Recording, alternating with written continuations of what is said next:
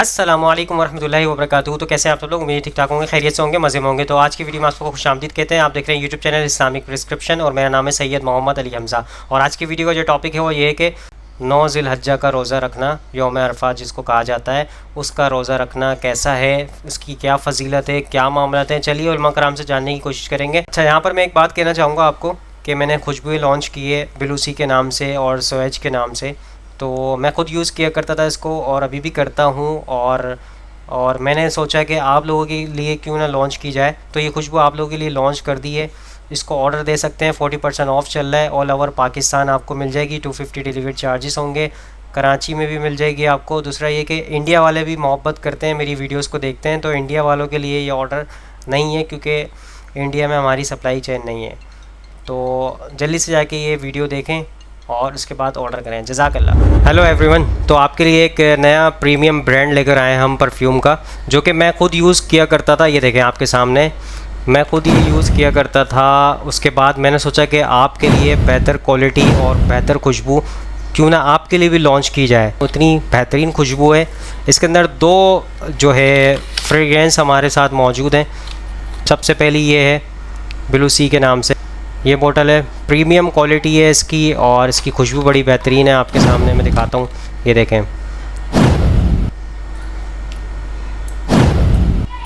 یہ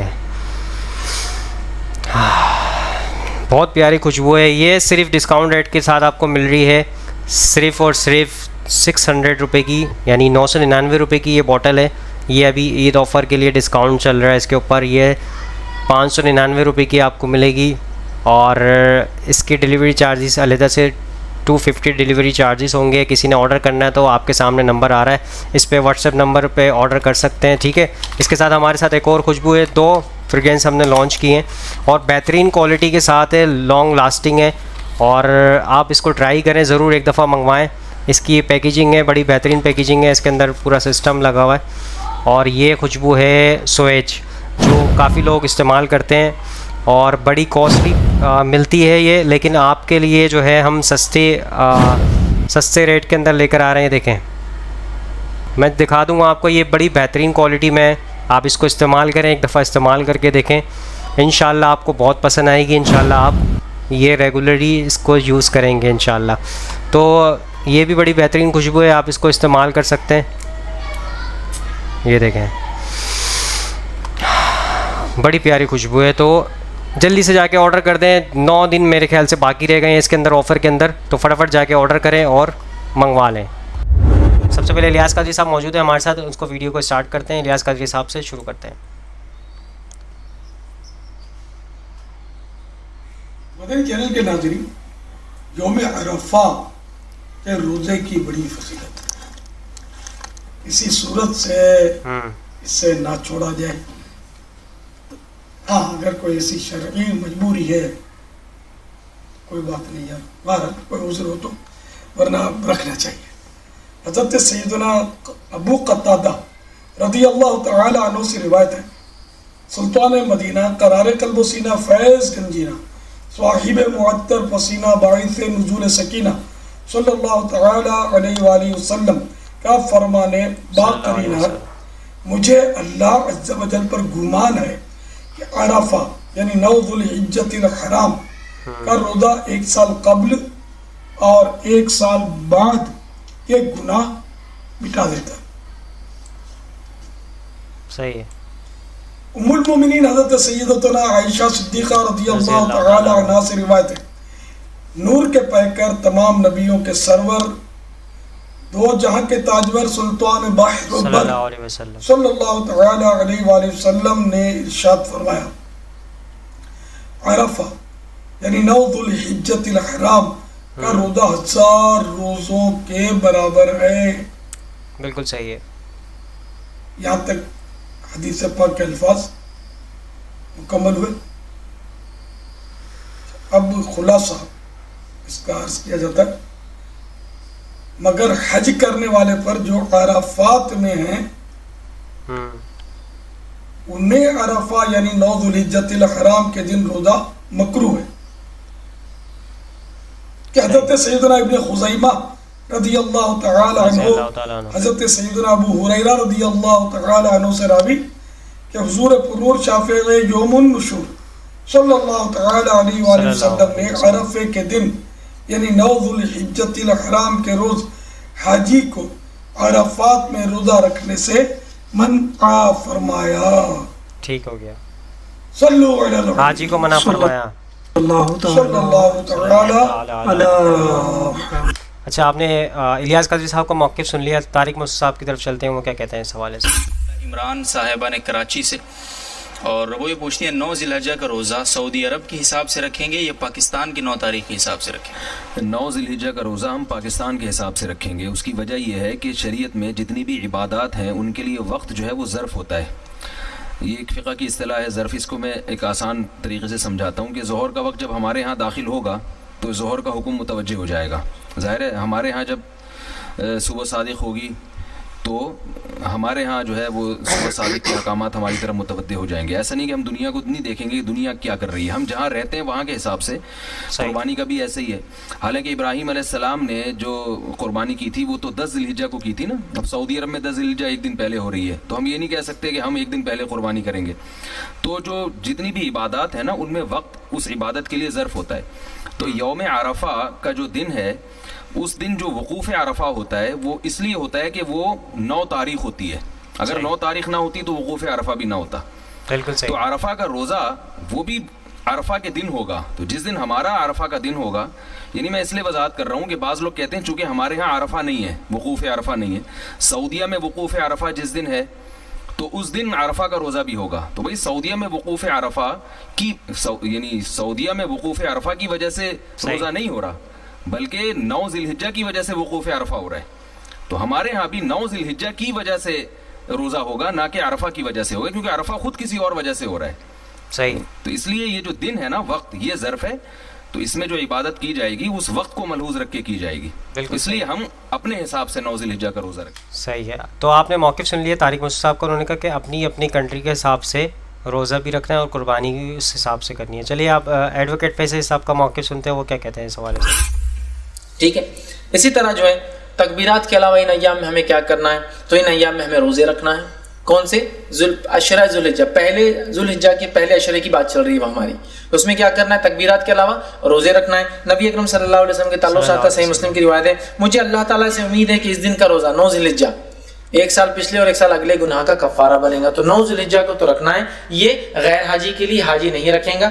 اس کے علاوہ ان مہینے کے اندر جو روزے آپ رکھیں گے اس میں ایک روزہ جو مشہور اور معروف ہے وہ یہ ہے, جس کے تعلق سے روایت اس طرح سے آتی ہے, سنن ابو داؤد کی روایت ہے کہ آپ صلی کی زوجہ جو ہے کہ ایک زوجہ فرماتی اور کہتی ہے کہ نبی اکرم صلی اللہ علیہ وسلم جو ہے ذی الحجہ مطلب 9 ذی الحجہ کا روزہ, اس کے بعد جو ہے یوم عاشورہ کا روزہ, ہر ماہ کے 3 روزے, اور ایک روایت میں ذی الحجہ کے پہلے 9 روزے, 9 ذی الحجہ عرفے کا روزہ, اور جو ہے 10 محرم کا روزہ, اور ایام 20 مہینے کے 3 روزے کبھی نہیں چھوڑتے. اور ایک روایت میں الفاظ ہے آپ صلی اللہ علیہ وسلم پہلے 9 روزے ذی الحجہ کے پہلے مطلب پہلے عشرے کے پہلے 9 دن کے روزے, اور 10 محرم کا روزہ, اور اسی طرح ایام 20 مہینے کے 3 دن 13, 14 اور 15 یہ روزے کبھی نہیں چھوڑتے. تو اس روایت میں 9 روزے کا تذکرہ ہے, پہلے 9 روزے, تو پتہ چلا اس مہینے میں روزے بھی رکھنا چاہیے.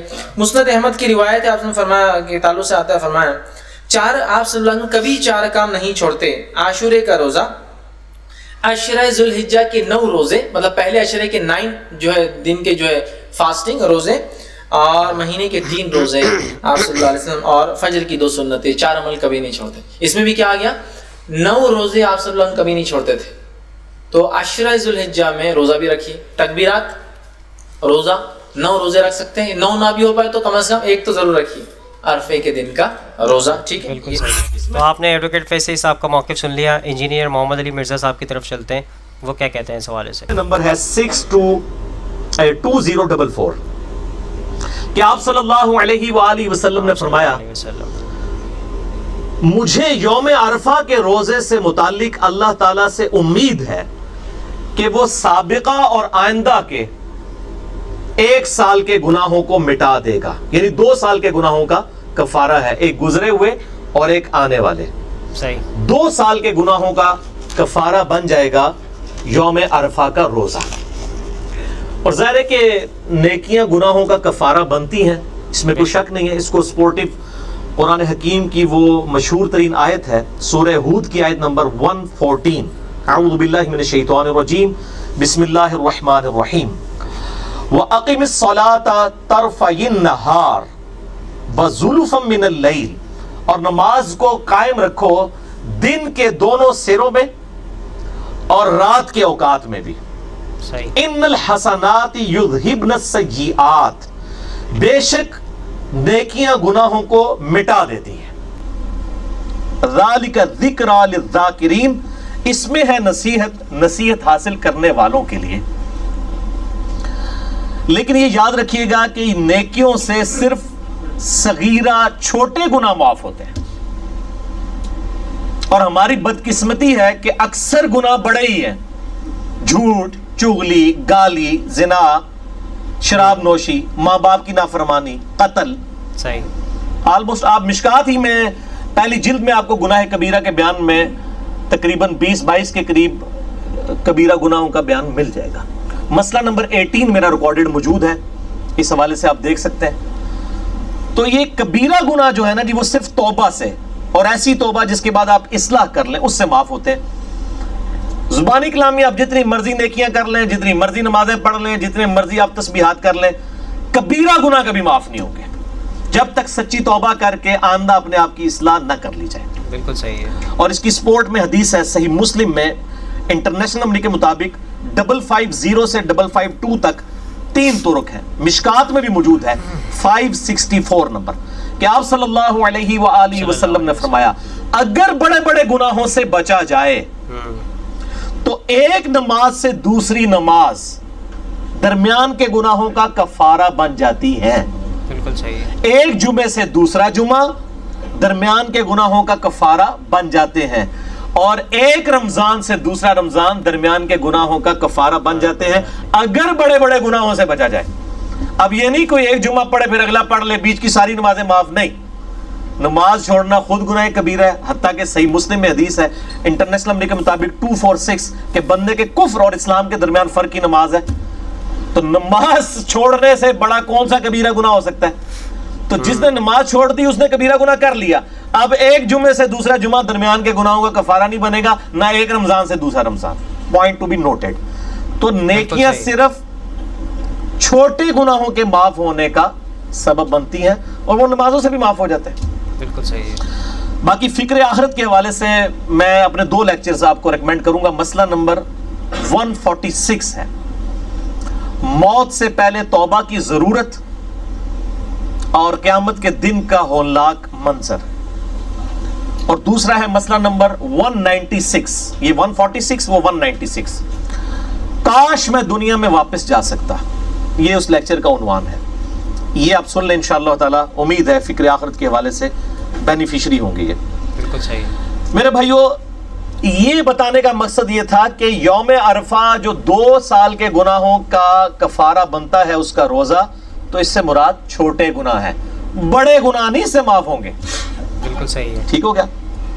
اب رہا مسئلہ 9 ذی الحجہ یا یوم عرفہ، یہ سعودیہ کے مطابق روزہ رکھا جائے گا یا دوسرے ملکوں کے مطابق؟ اس کو ٹیکنیکلی سمجھیں آپ. میں نے 3 چھوٹے چھوٹے پوائنٹس لکھے ہیں.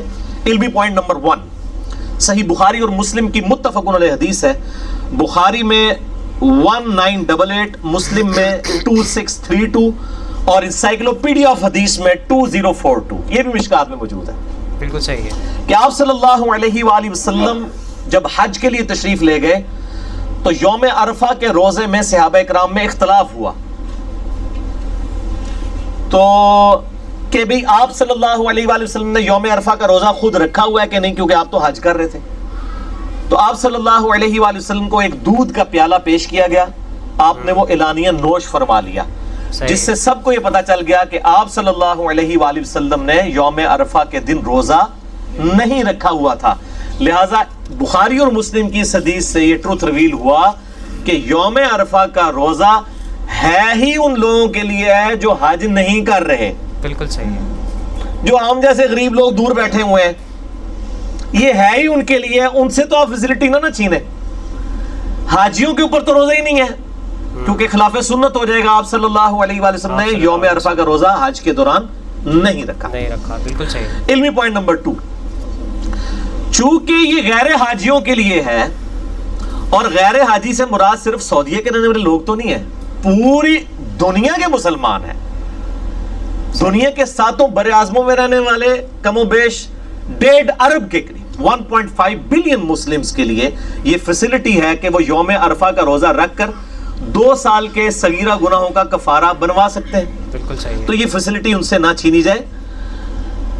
جسٹ لائک شب قدر, جو بخاری مسلم میں حدیث ہے کہ شب قدر کو رمضان کی آخری عشرے کی تاک راتوں میں تلاش کرو, اس میں تو کبھی کسی نے سوال کیا کہ جی چونکہ قرآن پاک تو سعودیہ میں نازل ہوا تھا تو سعودیہ کی تاک راتیں دیکھنی چاہیے, یہ کسی کو گمان میں نہیں ہوا. سب لوگ یہی کہتے ہیں جی اپنے اپنے ملک میں تاک راتیں دیکھیں, آپ کے لیے وہ شب قدر بنے گی, ان کے لیے وہ بنے گی. تو یوم عرفہ 9 ذی الحجہ, اگرچہ یوم عرفہ کا دن تو اسپیسیفکلی میدان عرفات کے لیے ہے, لیکن وہ 9 ذی الحجہ کا دن باقی پوری امت کے لیے تو ان کے چاند کے مطابق ہی ہوگا.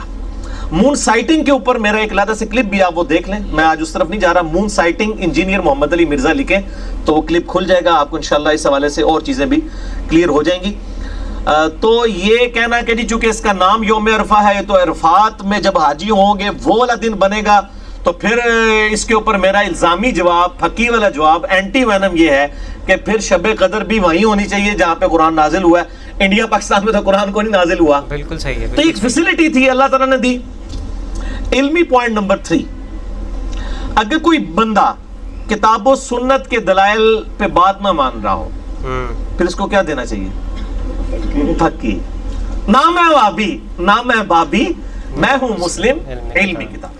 سو دوستو آپ کے سامنے موقف پیش کر دیے سارے علماء کرام کا. سارے علماء کرام کا موقف پیش کرنے کا یہ مقصد ہوتا ہے کہ آپ کے پاس ایک خلاصہ نکل کے آ جائے. جیسے کہ ہمیں اس ویڈیو کو دیکھنے کے بعد پتہ چلا کہ 9 ذی الحجہ کا ہمیں روزہ رکھنا چاہیے, اس سے ہمارے اگلے پچھلے گناہ معاف ہو جاتے ہیں.